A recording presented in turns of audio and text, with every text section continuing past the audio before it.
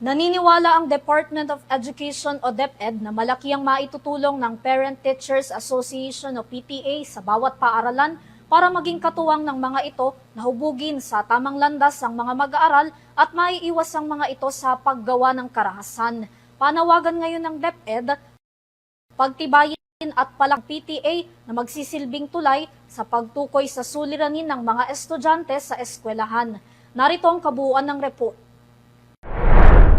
Sa umiiral na Omnibus Guidelines sa ilalim ng DepEd Order, binuo ang PTA para maging katuwang ng mga paaralan sa pagbibigay ng suporta sa mga mag-aaral. May tungkulin ng samahang ito na binubuo ng mga guro at magulang na talakayin ang iba't ibang suliranin na kinaharap ng mga mag-aaral sa loob man o labas ng paaralan. Sa pamamagitan aniya ng tulong ng PTA, maiiwas ang mga bata sa pag-iisip ng karahasan, bullying para mas mabigyan ng suporta ang pagkatuto ng mga estudyante. Hinikayat ng DepEd ang mga paaralan na magsagawa ng regular na pagpupulong, pagsasagawa ng mga programa, seminar, values formation sessions, digital safety, peer support initiatives, mga dialogo sa komunidad at pakikipagtalakayan sa mga barangay, lokal na pamahalaan, mga organisasyon ng kabataan at mga usaping may kinalaman sa kalusugan. Kaugnay pa rin ito, sinabi ni Education Secretary Sani Angara na ang mga magulang ay dapat nasubaybayan ng kanilang mga anak sa pag-aaral.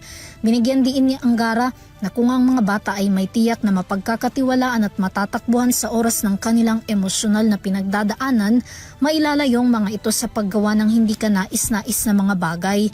Samantala, ang panawagan ng ahensya ay kasunod pa rin ng magkakahiwalay na karahasan na nangyari sa mga paaralan, sangkot ang mga menor de edad na karamihan ay mga estudyante.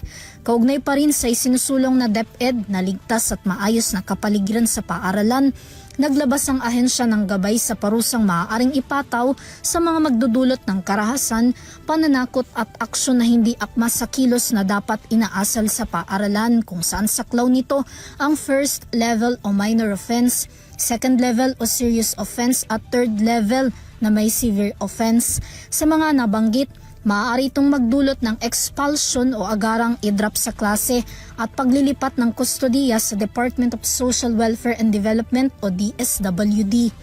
Para sa EuroTV News, Vanessa Cleofas, sumasaludo sa bawat Pilipino.